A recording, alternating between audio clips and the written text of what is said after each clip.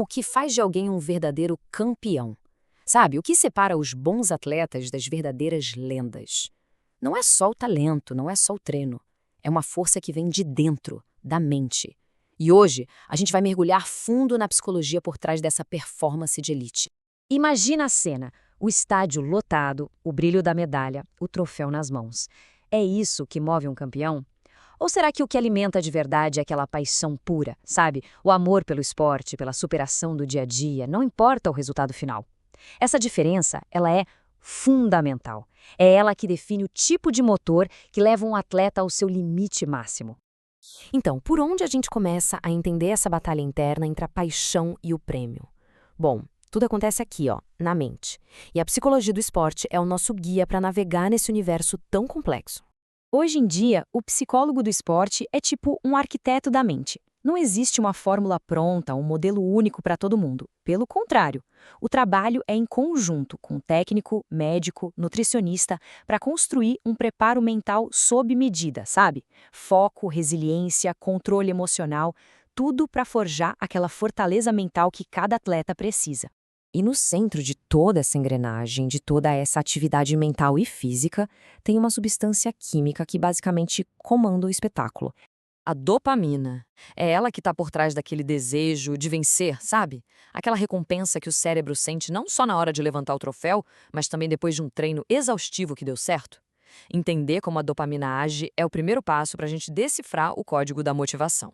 Bom, agora que a gente já conhece o combustível, vamos dar uma olhada no motor. Afinal, o que é motivação? A ciência mostra que não é uma coisa só, não. Existem tipos diferentes. E para entender isso, a teoria da autodeterminação é perfeita. Ela diz basicamente o seguinte: a motivação de verdade floresce quando três coisas acontecem. Primeiro, o atleta sente que tem autonomia, ou seja, controle sobre o que faz. Segundo, ele se sente competente, bom naquilo. E terceiro, ele sente que pertence àquele grupo, que tem um vínculo com a equipe. São essas três necessidades que dão origem a dois tipos bem diferentes de motivação. E aqui está o coração da nossa conversa. De um lado, a motivação intrínseca, é o fogo interno, é o amor pelo jogo, é fazer algo pelo simples prazer da atividade. Pensa naquele jogador que fica até tarde treinando arremessos, não tem ninguém olhando, não vale ponto, mas ele está lá só pela satisfação de melhorar. Do outro lado, a motivação extrínseca. É o combustível que vem de fora, a medalha, o dinheiro do contrato, a fama. Uma é sobre a jornada, a outra é sobre o destino. Uma é o amor pelo jogo, a outra é o prêmio pelo jogo. Essa analogia aqui é genial. Pensa só, o amor pelo jogo, a motivação intrínseca, é um motor que te leva longe, que funciona sempre, de forma constante.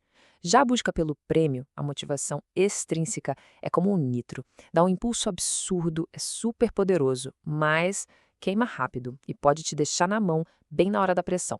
E claro, esses dois motores diferentes levam a lugares completamente diferentes. O estado mental de um atleta pode ir de um extremo ao outro, dependendo do que o está movendo. De um lado, a gente tem o famoso estado de flow. Sabe quando o tempo parece parar? O atleta e o esporte viram uma coisa só? O desempenho flui sem esforço, quase no automático. Esse é o território da motivação intrínseca. A pessoa não está jogando pelo placar, ela está jogando porque é aquilo que ela é. Agora, no extremo oposto, a gente encontra a teoria da catástrofe. É o que acontece quando a pressão externa, a obrigação de ganhar o prêmio, fica tão grande que a ansiedade e o medo de falhar causam um colapso, um apagão total. É a motivação extrínseca virando uma âncora e afundando a performance. Então, o que protege um atleta dessa catástrofe? É a autoeficácia. É aquela crença inabalável na própria capacidade. Não tem nada a ver com arrogância, tá? É uma confiança profunda que permite que o atleta cometa um erro, levante a cabeça e continue lutando, porque a convicção dele é mais forte que qualquer pressão externa. Ok, tudo isso é muito interessante na teoria, né? Mas e na prática? Vamos ver agora como esses conceitos viram ferramentas de verdade, usadas no dia a dia para fortalecer a mente de um campeão. O feedback é um bom exemplo. O feedback extrínseco, que vem de fora, tipo a análise do técnico, o vídeo do jogo, é super importante, claro. Mas o domínio de verdade, a maestria, vem do feedback intrínseco. É a tal da propriocepção. É a capacidade de sentir o próprio corpo no espaço, de saber se o movimento foi perfeito só pela sensação. É essa consciência que permite o ajuste fino, em segundos. Outra ferramenta essencial é o controle da atenção. E tem uma metáfora ótima para entender isso. Pensa que a atenção é como se fosse o facho de luz de uma lanterna, iluminando aquilo que importa no momento. E a concentração é a mão firme que segura essa lanterna. É a habilidade de manter essa luz apontada para o alvo sem tremer, mesmo com todo o caos acontecendo ao redor. É a diferença entre só notar uma coisa e conseguir manter o foco nela. Para a gente fechar, vamos dar um passo para trás e entender de onde vieram essas ideias e por que elas são tão importantes hoje em dia. E não só no esporte, viu? Essa ciência não nasceu ontem. A gente está falando de estudos que começaram lá no final do século XIX. Pioneiros foram abrindo caminho, criando os primeiros laboratórios, até que, no Brasil, no ano 2000, a psicologia do esporte foi finalmente reconhecida como uma especialidade profissional. Isso mostra o quanto ela se tornou indispensável. No fim das contas, a lição que fica vai muito além do campo ou da quadra. Seja na carreira, na arte, na vida, entender o que realmente nos move, se é a paixão pelo processo ou só a promessa do prêmio, é a chave para a gente destravar nosso verdadeiro potencial. E aí a gente volta para aquela pergunta do começo, mas agora ela é para cada um de nós. Qual é o seu verdadeiro motor? É a paixão pela jornada, pelo suor, pela luta, pelo crescimento?